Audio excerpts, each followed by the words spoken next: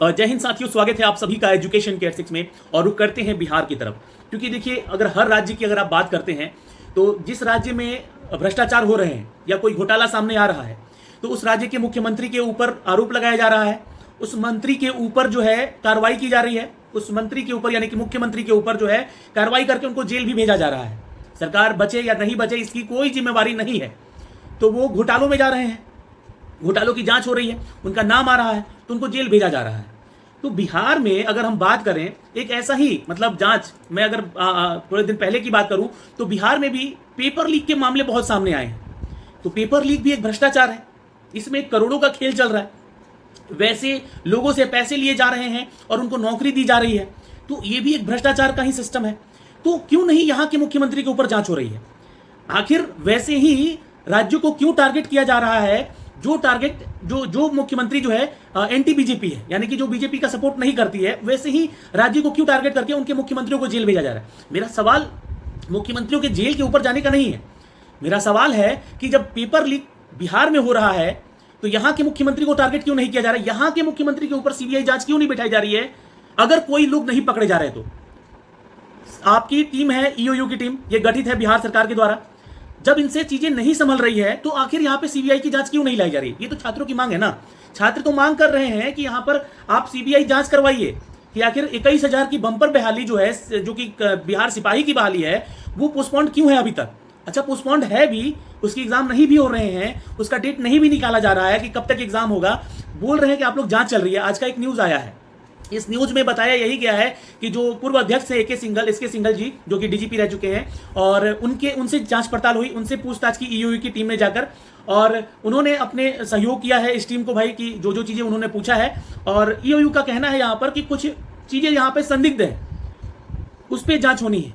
अब ये जांच फिर बढ़ेगी, फिर आगे जाएगा मामला, फिर ये जांच चलती रहेगी, तो इसमें लॉस हो रहा है ना छात्रों का, उनका उम्र जा रहा है। उन छात्रों का आप लोग फिर एग्जाम लेंगे, फिर उनको दौड़ करवाएंगे, उनका उम्र चला जाएगा, दौड़ में वो नहीं दौड़ कंप्लीट कर पाएंगे, फिजिकल नहीं दे पाएंगे सही से, तो इसकी जिम्मेवारी कौन, सरकार उठाएगी या मुख्यमंत्री हमारे उठाएंगे?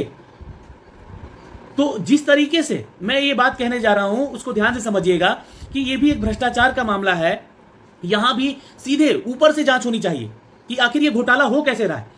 ना तो सिर्फ बीपीएससी 67वीं बीपीएससी पेपर लीक हुआ, उसका भी जांच ढंग से नहीं हुआ, उसमें भी लोग नहीं पकड़े गए, कौन लोग शामिल थे, कौन लोग का संलिप्तता था। बिहार में सिपाही भर्ती निकाला गया, उसमें भी पेपर लीक हुआ। पेपर आप लोग कैंसिल कर देते हैं, फिर री एग्जाम करवाते हैं, फिर वही चीजें होती हैं, लेकिन इसमें वो लोग को नहीं पकड़ा जाता है जो लोग इसमें संलिप्त होते हैं। बिहार एसएससी सीजीएल 3rd हुआ, उसका भी एक पेपर एक दिन का लीक हुआ, उसको री एग्जाम करवाया गया। उसी तरह बिहार में दरोगा बहाली लीक हुआ, उसको भी री एग्जाम करवाया गया। बिहार बीपीएससी परीक्षाएं लीक हुई टीचर की, और अभी भी वो 87,000 बंपर बहाली, 87,000 की बहाली जो है अभी भी अधर में लटकी हुई है कि वो कब तक होगी।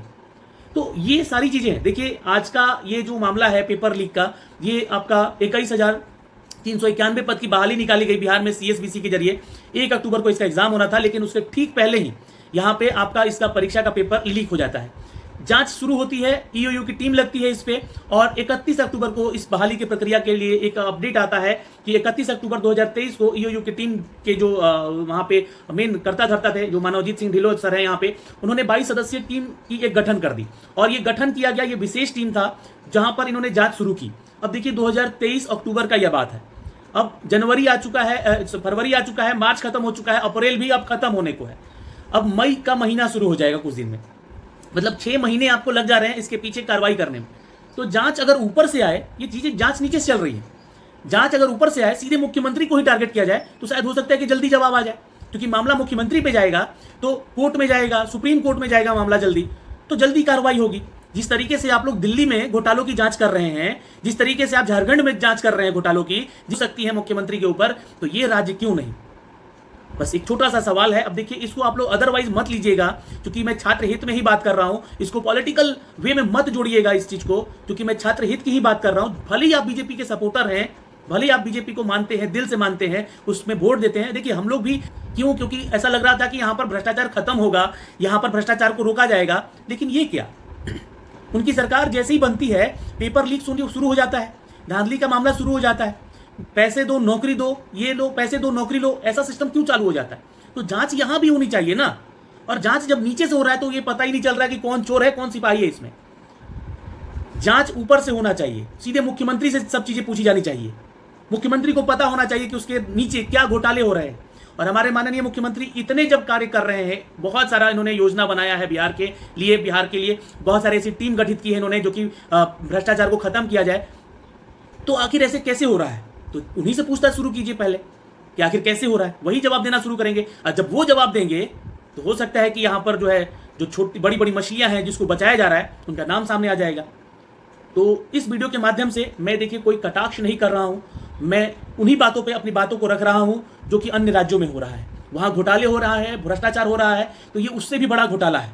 क्योंकि एक विद्यार्थी अगर पैसा देता है और वो अपनी नौकरी लेता है, उसके पीछे कई ऐसे अभ्यर्थियों का जो मेरिट मारा जाता है, जो कि लाखों रुपए लगाकर अपनी परीक्षाओं की तैयारी करते हैं, अन्य राज्यों में जाकर या अन्य शहरों में जाकर अपनी परीक्षा की तैयारी करते हैं, उस माँ बाप का वो गला घोटते हैं। तो उनके ऊपर कार्रवाई होनी चाहिए। तो ये कार्रवाई तभी होगी संभव जब मुख्यमंत्री से जांच शुरू होगी। तो माननीय मुख्यमंत्री जी सहयोग कीजिए, या तो आप इसके ऊपर आकर कुछ बोलिए कि आखिर इतनी विलंबता क्यों हो रही है इन सभी परीक्षाओं को लेने में। बिहार में इलेक्शंस का माहौल है, अभी हर तरह के लोग अपनी अपनी बातों को रखेंगे। मैं यहाँ पे कोई भी पॉलिटिकल मुद्दा नहीं उठा रहा हूँ, मैं सिर्फ छात्र हित की बात कर रहा हूँ। और छात्र हित में देखिए, मैं कोई यहाँ छात्र नेता भी नहीं हूँ, मैं एक मामूली सा यूट्यूब पे आपका एक टीचर हूँ जो कि आपके हित की बात कर रहा हूँ, जो आप लोगों के लिए बोल रहा हूँ। तो आप लोगों से रिक्वेस्ट भी करूँगा कि इतना शेयर कीजिए कि माननीय मुख्यमंत्री जी के पास ये चीज़ें पहुँचे और वो अपनी जाँच खुद खुलवाएं यहाँ पर कि बिहार में आखिर ऐसे पेपर लीक हो कैसे रहे हैं। तब जाके सारी चीज़ें खत्म होंगी यहाँ से, नहीं तो बहालियाँ तो निकलेंगी। सबसे ज़्यादा बहाली बिहार में निकल रही है सरकारी नौकरियों को लेकर। बहालियाँ तो निकलेंगी, लेकिन पेपर लीक होगा, धांधली होगा, भ्रष्टाचार होगा, और फिर लास्टली जाकर क्या किया जाएगा, तो ऐसे लोगों को पकड़ा जाएगा जो कि भ्रष्टाचार में पहले से लिप्त थे, उनको जेल भेज दिया जाएगा। लेकिन जो कार्य कर रहा है, जो बचा रहा, जो ऐसी चीज़ों को बढ़ावा दे रहा है, वो बचा रहेगा और वो हर बहाली में बैकडोर से ही अपना कार्य करता रहेगा। उसको कोई समझ नहीं पाएगा, उसको कोई पहचान नहीं पाएगा। तो आज का ये अपडेट है दोस्तों कि बिहार सिपाही के ऊपर पेपर लीक के ऊपर पूछताछ हुई है डीजीपी सिंघल जी से, और इसमें मामले के ऊपर ये सब कुछ आया है जो कि हमने अब तक साझा किया है। इसी के ऊपर मैंने ये सारी बातें बोली है कि देखिए ऐसी जांचें होती रही तो शायद कोई सामने नहीं आएगा, और मुख्यमंत्री जी सहयोग करेंगे तो सब कुछ सही हो जाएगा। ये एक रिक्वेस्ट है। जय हिंद, फिर मिलेंगे आपसे अगले वीडियो में। धन्यवाद।